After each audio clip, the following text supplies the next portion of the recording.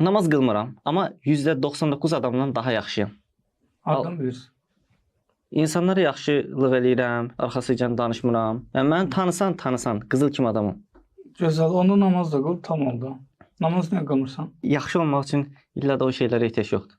Yəni Allah- mən kimsə də qılır, Allah qəbul eləsin. İnsanlara deyirsən, yaxşılıq eləyirəm, nə bilim, qeybət eləmirəm. Sən əslində Allaha qarşı o təşəkkürün də o namaz. Sən namazını qılaraq o təşəkkürü tam ifadə eləmiş olursan.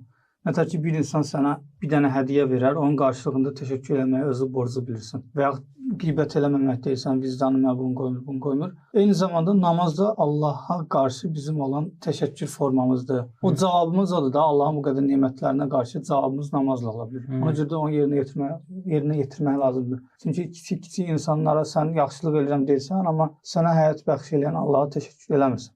O təşəkkür namazla olur. Böyük bir yerdə xəta edirsən də, %99-dan yaxşıyam desən də, böyük bir yerdə xəta edirsən. Əsas onu da eləmək lazımdır. Çünki Allahın da insan üzərində çox böyük haqqı var. Qulun haqqı nə qədər ola bilər ki, cüzi. Amma səni yaradan Allah da haqqı çox böyükdür. Onu yerinə yetir.